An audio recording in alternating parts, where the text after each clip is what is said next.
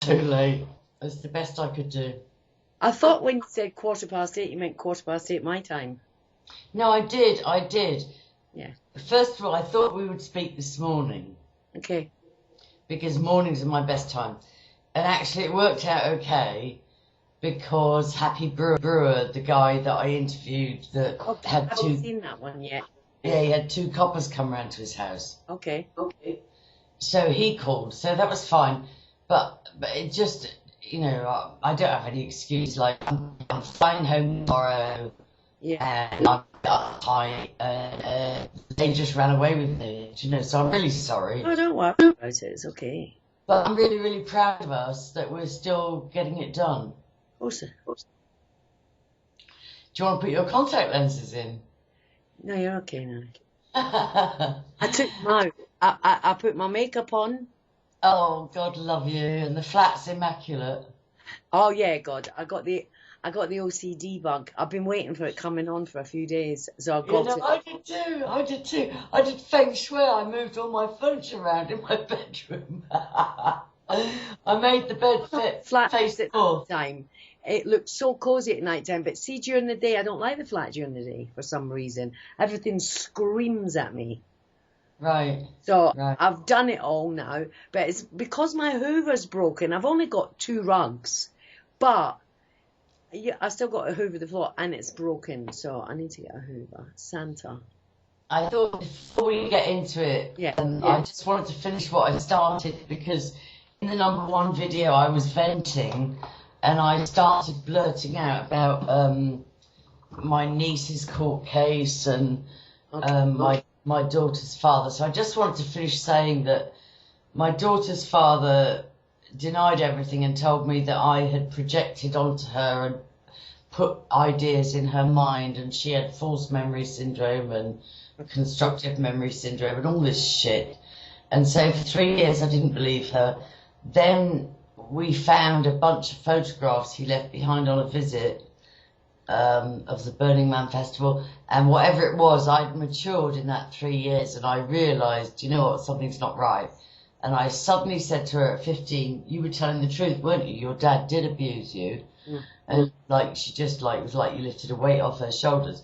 So he had said to me 3 years earlier, real bravado, he knew I was a pushover, and he said, I'll fly to Ireland and take a lie detector test. That's how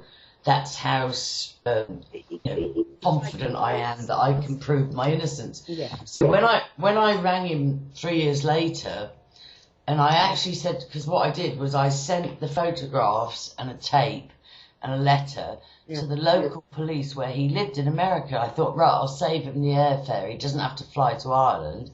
I'll make it really easy for him. He can just go up the road and do a lie detector. And a bit of me was still thinking, maybe he's innocent, So I had this really amazing sheriff in Sausalito, Marin County, and he said, yeah, definitely, I'll do a lie detector. It's FBI standards, like the, highest criminal standards. It will stand up in court and everything.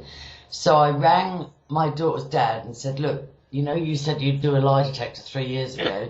Well, you don't have to fly to Ireland. I've organised one for you to do it. And do you know what he did?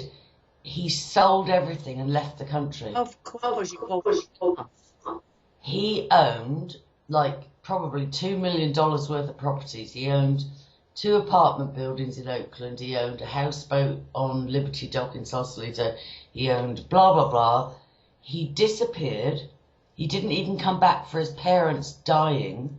He just came back when the will was dished out because he inherited quite a lot of money. Did he empty his accounts?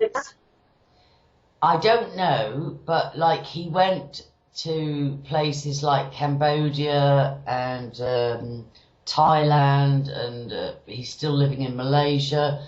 And if there was ever if there was never an indication of guilty, it was all I said was, you said you'd do a lie detector, but I organised it, and bang, he was gone. Left the country. I mean, and he was a high school teacher. He used to publish in the New York Times. Yeah. He owned a couple of million worth of properties. No, he was gone. Bang, he was gone. And then just to finish that up, there was like hindsight as well.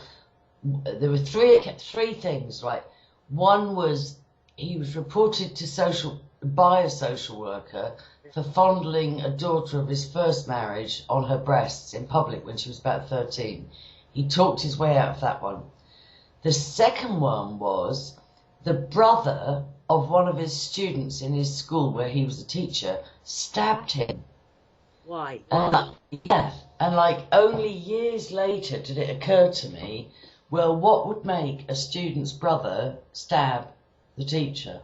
You know, and I totally bought it at the time. Well, it's Oakland and it's the ghetto and it's like, you know, you never know what's going to happen. And then my daughter, and then literally he's been out of the country. He's only been back a couple of times, and she was 15 when I finally believed her.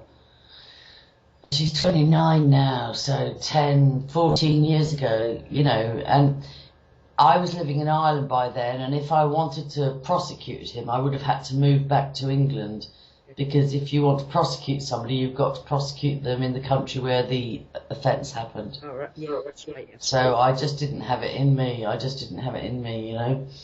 So that was that. So I just... Huh? Has she seen him since? No, and she's got like 2 kids and they look amazingly like him. You know, Italian genes are really strong, and she stays in touch with his daughters from his first marriage. She stays in touch with his sister and cousins, and like she's really bereft. And like when there's something like a bomb in Bali or whatever it is, she phones me up in a panic. Do you think my dad was in that? Do you think my dad died and stuff? And she knows he abused her. Yeah. You know, and yet it's like that Mengele trauma bonding. It's like even though you know somebody's the same. My mother used to keep a photograph of my papa, and you know, and I used to say to her, "What you got a photograph of him there for?" I know, it's torture. It's torture. I'm going to move this chair because I was in agony. I wasn't bullshitting earlier. I could hardly move. How do you think? Stress? Yeah, partly stress. Oh, that's better. Now I can sit on my bed. My feng shui bed that now faces north. Is that a laptop? Eh? Is that a laptop you've got there? No, I brought my PC over to her. Oh, there's a laptop. Your back, Angie, because you're going to be hunched over and it's not going to be good for your back. You know, I know. I've got this amazing chair in Ireland that somebody gave me, this orthopaedic office chair, this super duper fancy office chair, and I'm going to bring it over. Like, I'm going to take it over. Don't travel light.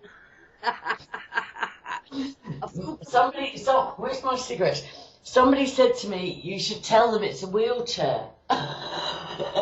You should turn up at the airport, like, strapped into it. Yeah, orthopaedic.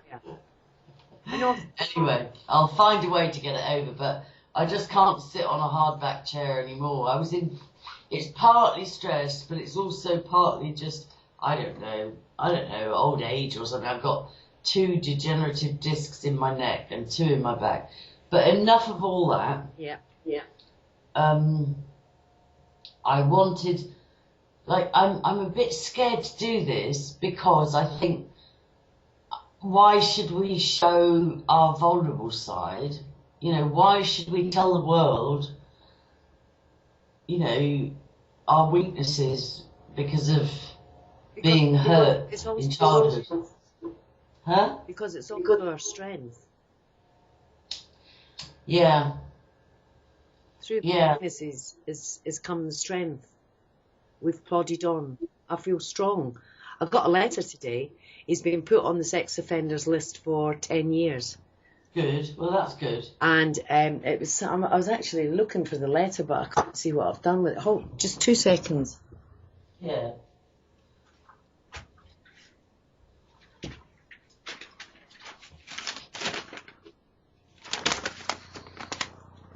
Is this it? No, it's not.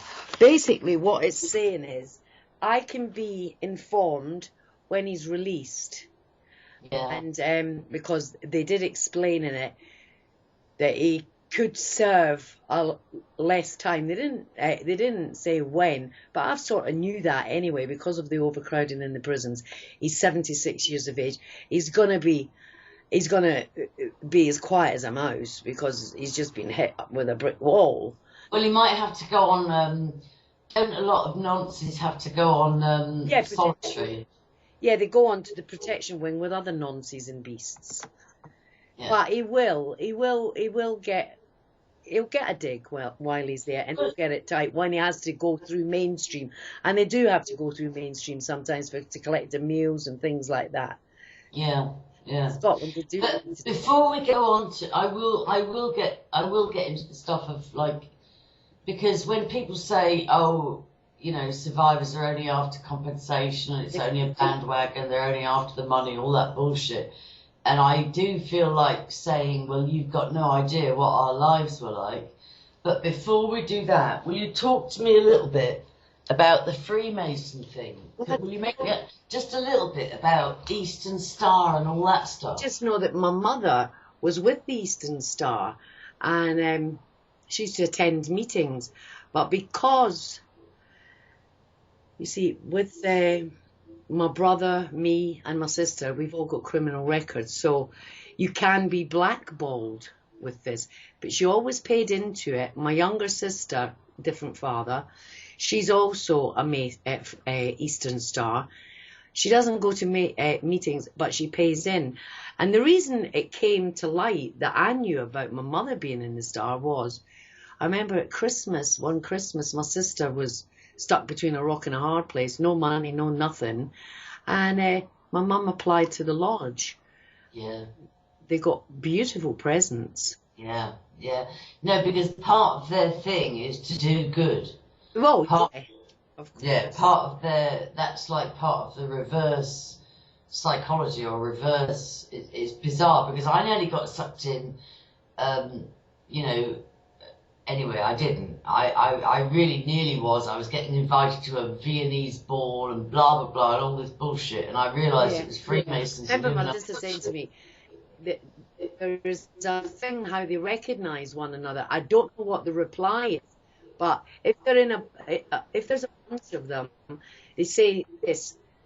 It spells out fatal.